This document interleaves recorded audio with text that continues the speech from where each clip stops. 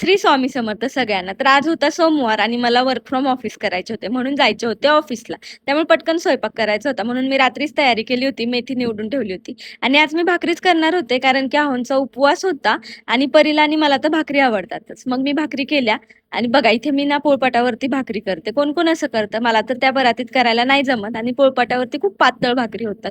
मी अशी मोठी भाकरी करून घेतली होती कारण की मी 2च भाकरी करणार होते. मग मी 2 भाकरी केल्या. बघा इकडे भाकरी माझी कशी फुगली आहे, छान फुगली आहे ना. त्यानंतर म्हटलं की आता भाकरी तर झाल्या आहे, तोपर्यंत बघूया मेथीची भाजी शिजली आहे का. मेथीची भाजी छान शिजली होती. मग त्याच्यावरती असं मोठं असं दाण्यांचं कूट टाकून घेतलं. मला असंच कूट टाकायला आवडतं.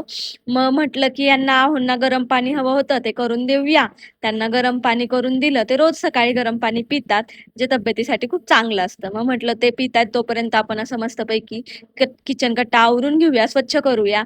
म्हणजे सगळं आपलं काम होईल किचनचं आणि आपण पूजा करायला मोकळे होऊ. असं किचन स्वच्छ केलं आणि मी गेले गार्डन मध्ये कारण की खूप छान फुलं आली होती आणि मला पूजाही करायची होती. ही मी पूजेसाठी फुलं घेऊन आले आणि मग मी आरती केली पूजा करून देवाची. आज आहे अधिक महिन्याचा दुसरा दिवस म्हणून मी गुरुचरित्राचा 14वा अध्याय वाचायला चालू केला आहे. या अध्यायाचं जे काही महत्व आहे ते मी तुम्हाला सांगणारच आहे एका वेगळ्या सेपरेट व्हिडिओमध्ये. तो व्हिडिओ तुम्ही नक्की बघा. मी जेव्हा करेल तेव्हा इथे त्याची लिंक ऍड करेल.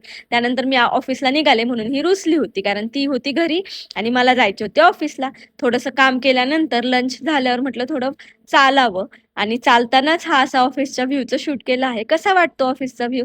मग आम्ही थोडा वेळ गेम झोनमध्ये गेम खेळत होतो. थोडीशी खेळलो आम्ही आणि त्यानंतर वैभवचा बर्थडे होता म्हणून कॅन्टीनमध्ये आम्ही केली छोटीशी पार्टी. मी हे व्हॅनिला मिल्कच घेतलं होतं, थोडी ऍसिडिटी झाली म्हणून.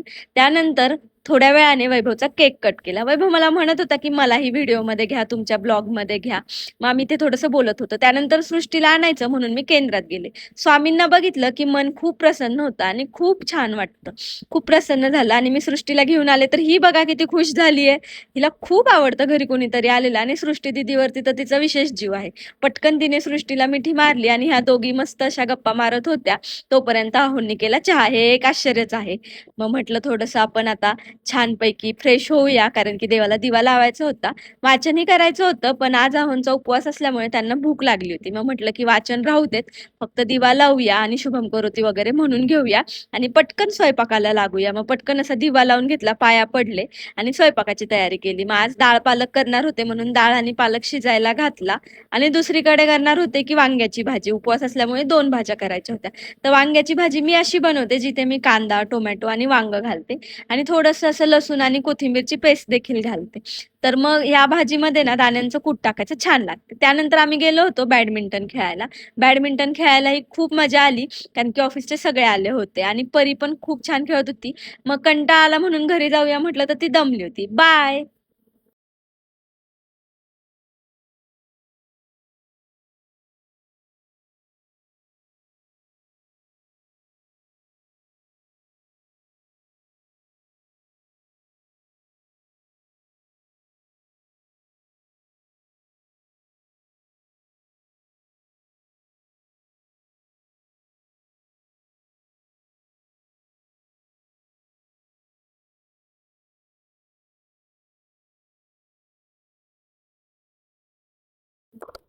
लुडो खेळताना पण परीचं चाललं होतं की अरे सगळे चीटिंग करताय वगैरे. तर मंडळी आजचा ब्लॉग कसा वाटला मला नक्की कमेंट करून सांगा.